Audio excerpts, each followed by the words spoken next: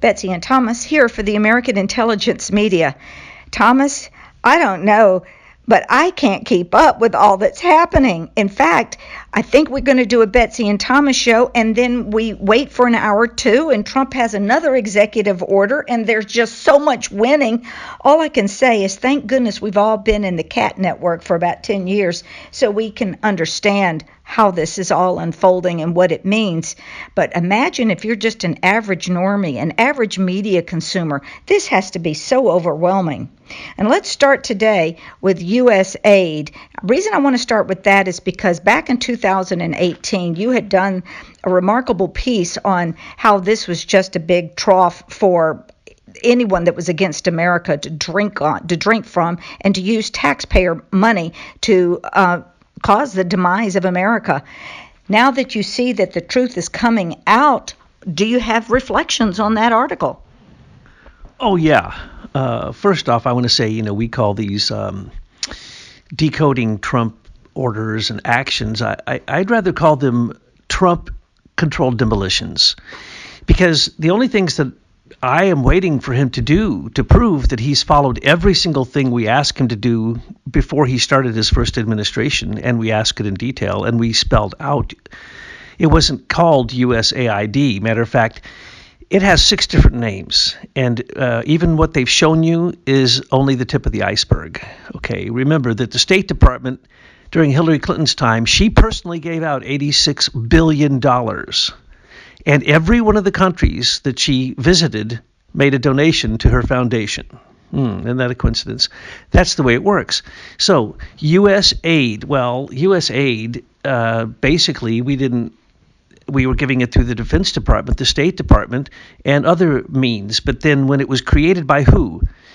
Now, people aren't going to like this, but there is no president that allowed the British to infiltrate us more than Jimmy Carter. So at the same time, Jimmy Carter created the Department of Education formally and basically made it a cabinet position and funded it. He also started USAID, which was its name in those days. Well, wait a minute. I don't want to get people confused, but it was from President Kennedy's executive order that USAID was created. That is a lie. Okay, well, let me finish because this is what's going on. And then as Jimmy Carter, of course, didn't create the Department of Ed. The Congress did, but he signed it into law. And don't forget that evil idiot also brought in the SES. So because they used an idiot as a president, the British Pilgrim Society and the Crown agents were able to dump all this on us during Carter's administration. Mark Malloch Brown, who was the assistant head of the UN at the time of Jimmy Carter, was in charge of America, period. Carter did nothing. He was a complete idiot. BCCI was a CIA Pakistani terrorist bank, and that's where he got all of his money to run. They chose him because he was an idiot, and he was just their useful idiot. But the point is that, yes, the SES, everything, 79 is when the entire government was rearranged by Lord Mark Malloch Brown, including elections.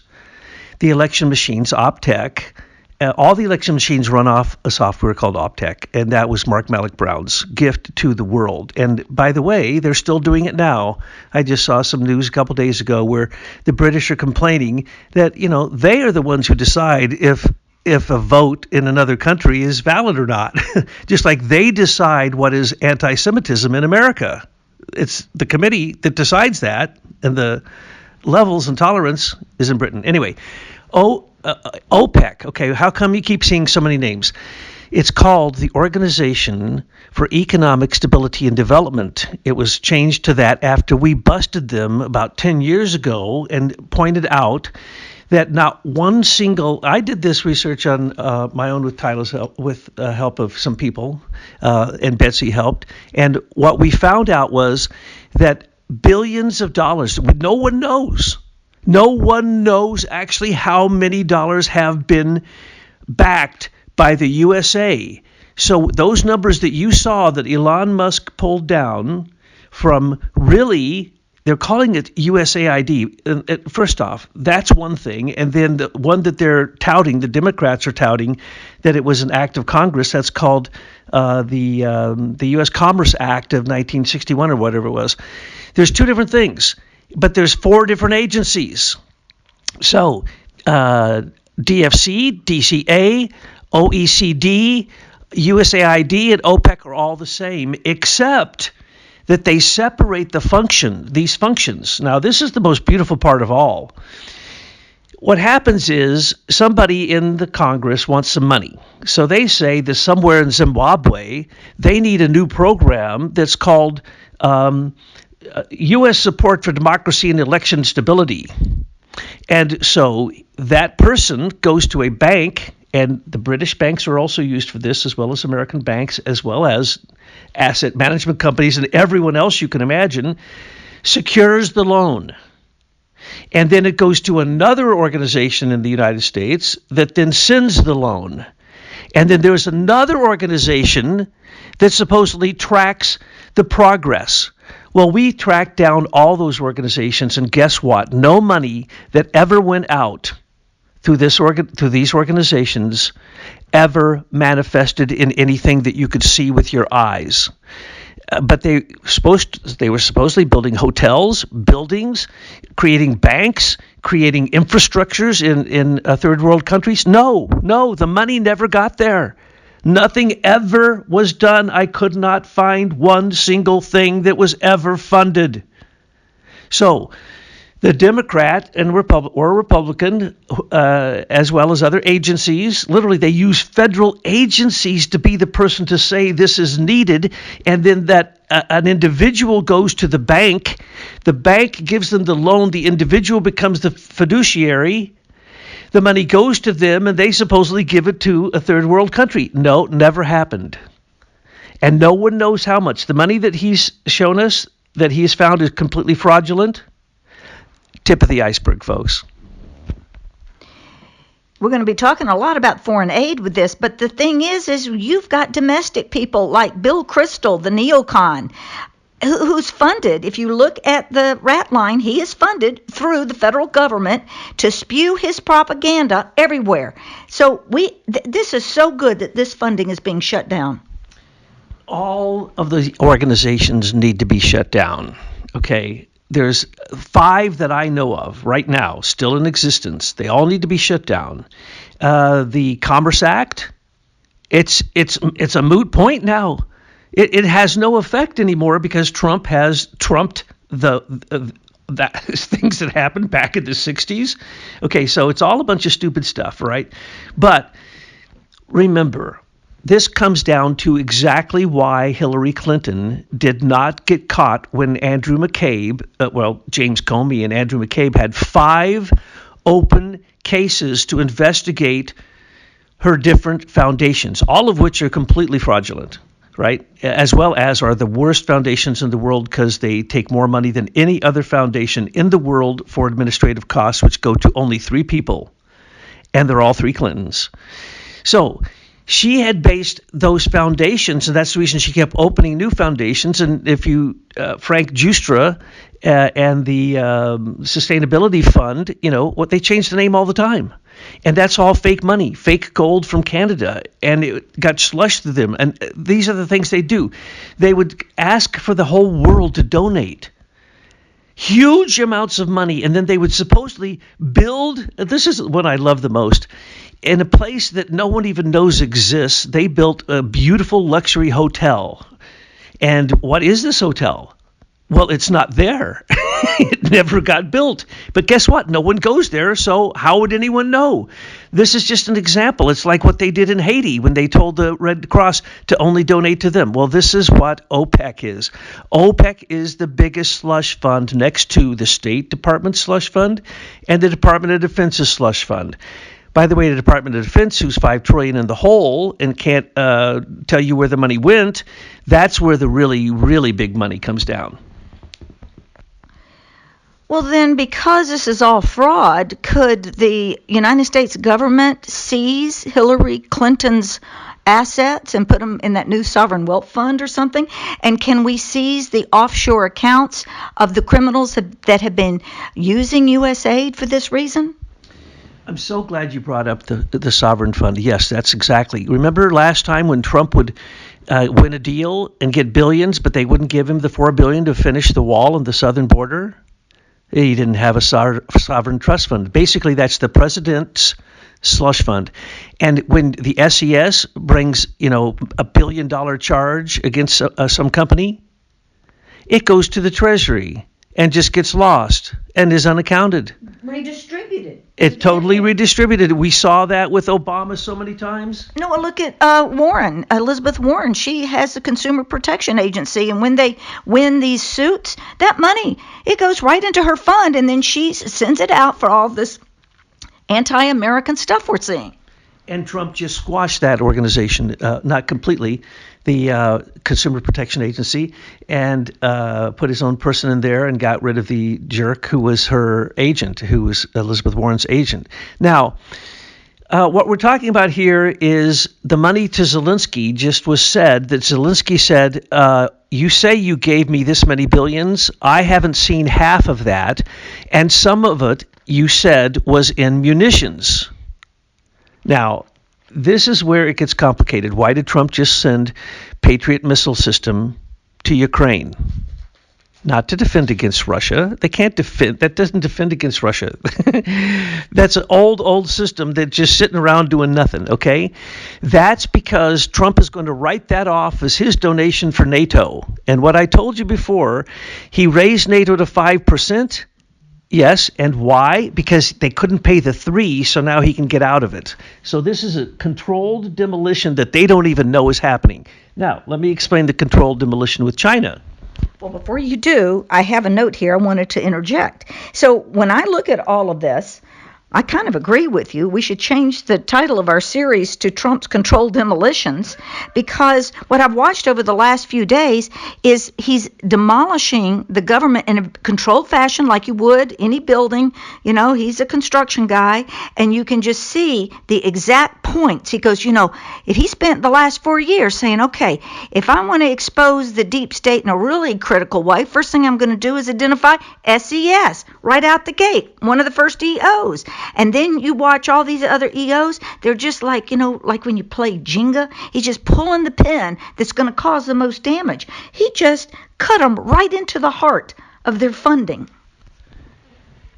Very carefully placed explosions bring the building down into its own footprint. And that's what he's doing here. Now, you might say, but wait a second.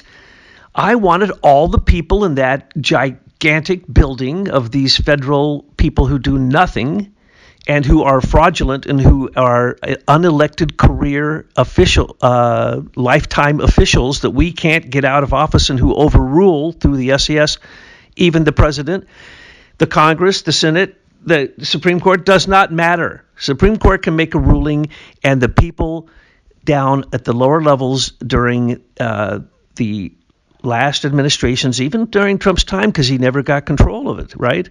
But now he understands where all the bombs have to be placed, and we're watching controlled demolition. Now, we get to see the Inspector Generals, we get to see the FBI, we get to see all these people crying, we get to see federal judges saying, you can't take away the money from, you can't freeze or put a hold on the money to all these different agencies. Well, he didn't. And that's not what's happening. They still are trying to use the mainstream media to get normal people upset with Trump. It ain't gonna work. They're all collapsing. He threatened this would happen. He said, you want to take me down? You're going to go down. And he said that in his first administration. So let's go back. Fraud vitiates all else. Okay?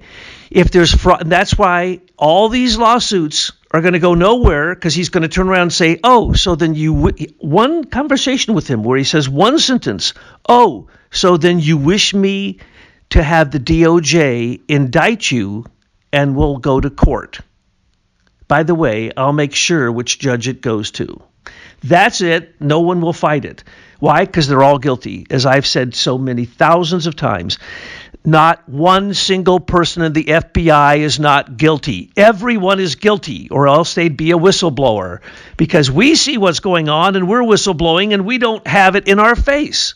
And Don't forget the offices of the FBI that are scattered around the state. For example, in Michigan, it was the FBI office in Lansing that set up this whole Whitmer kidnapping. She was in on it, and so was the FBI. Set up regular citizens like us. They all need to be imprisoned. And we're going to talk in our next video about the amazing and genius solution of putting these people away for good.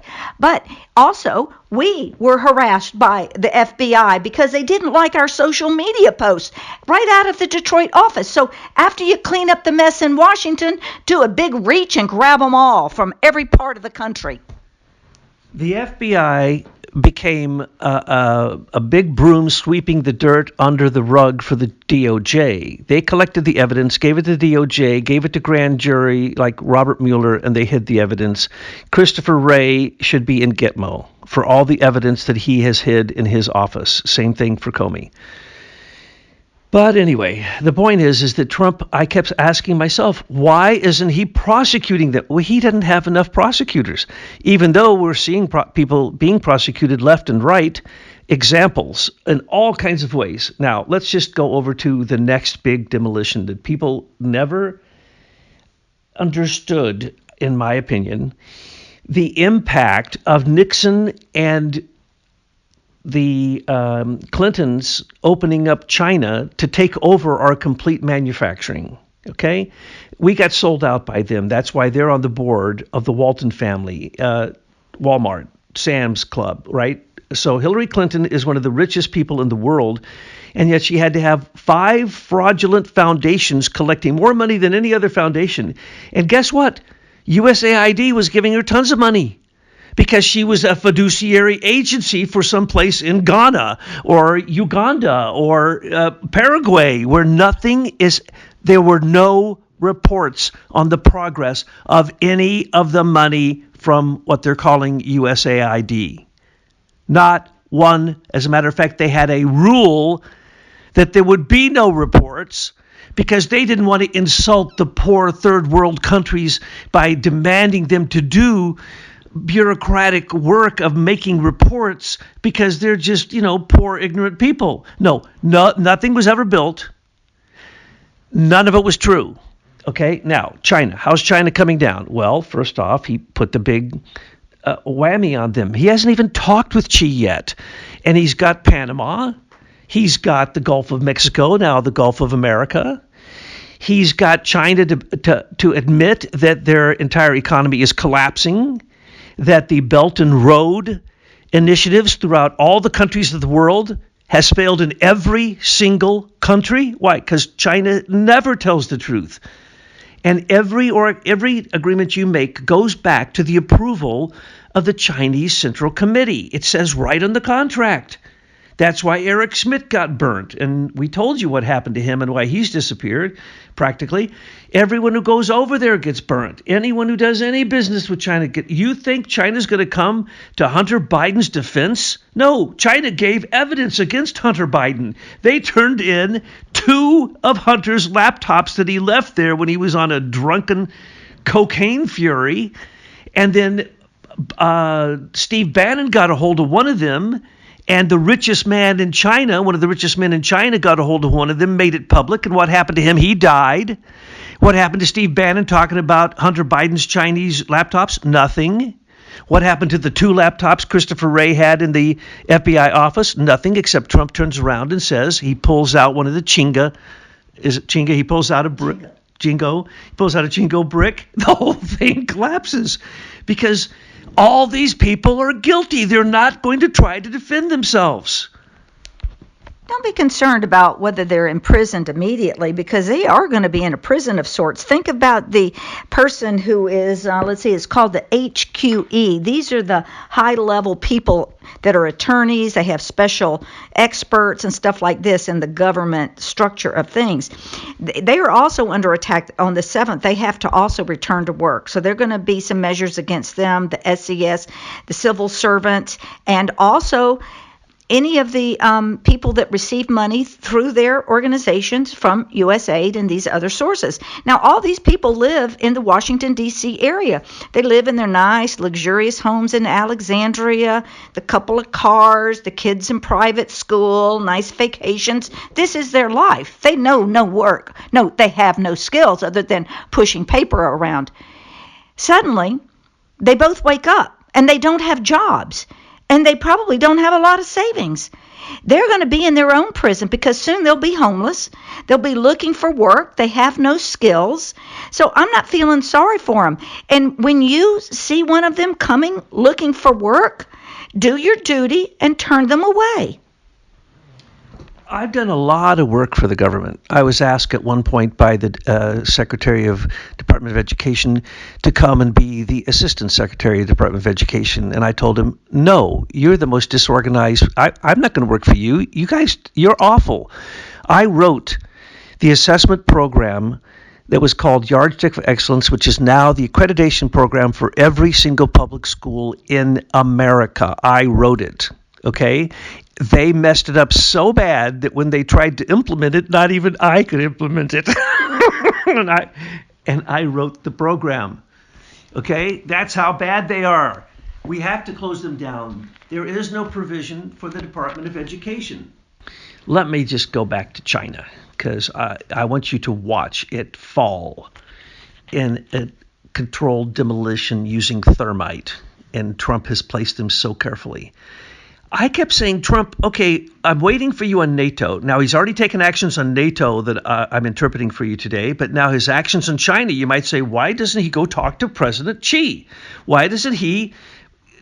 First off, he's ending the war in Ukraine. Okay, it's over. Zelensky already says it's over, and he says, I only got half the money you guys said you were going to give me, and now Trump's coming in, and I'm getting the hell out of here. What's he going to do with Putin?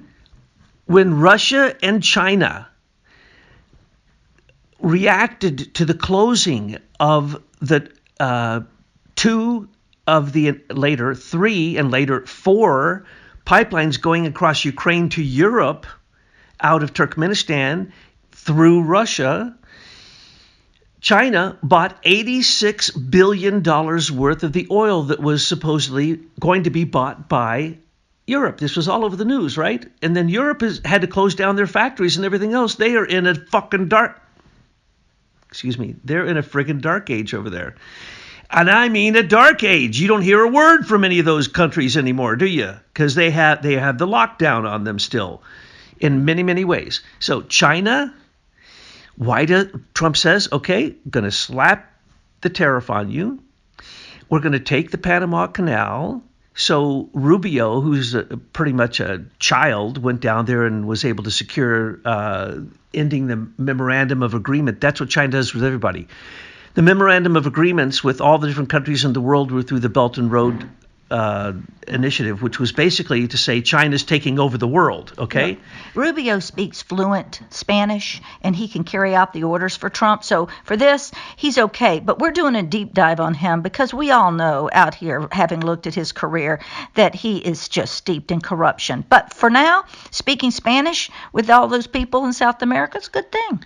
In El Salvador? Where do you think it? Go there. I'm going to do that in another video. Oh, another video. Oh, don't get me started on that one. Okay, so China, what happened? Oh, because of some incidents, Trump must have been waiting, and he knew they would happen. China did some horrible things, so he pulled out of the UN Human Rights Council.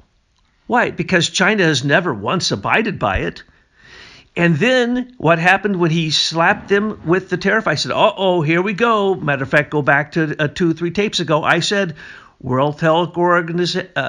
World Trade Organization is going to blow up, and it's going to take the World Bank with it.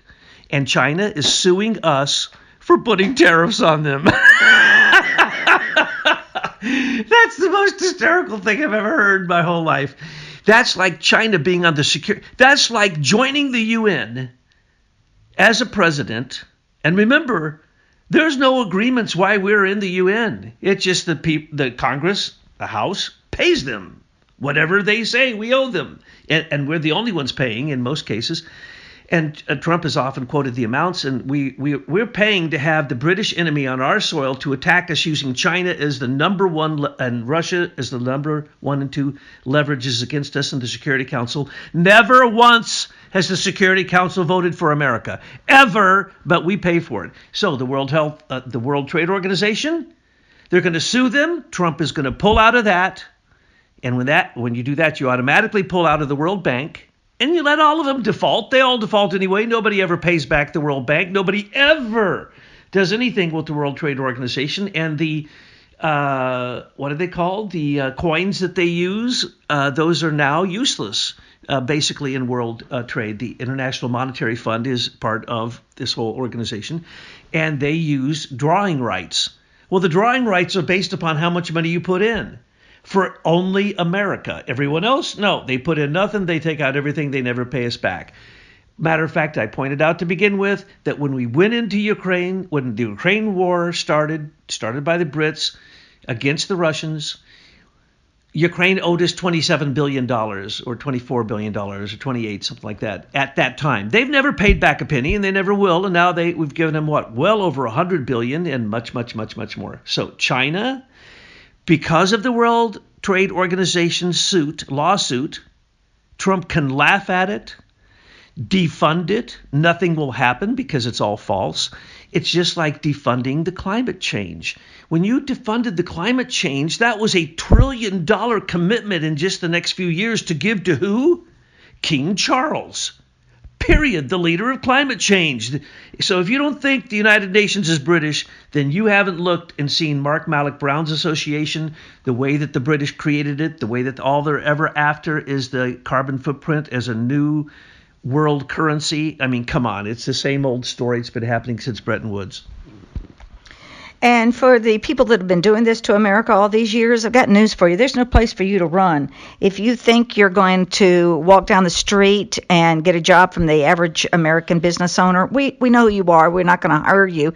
If you think you're going to go to prison and you're on the run and you go down to Paraguay, fine, go down to Paraguay, because Trump will use tariffs against that country if they don't bring you back. So in the end, you're in a corner. We got you, and we're winning.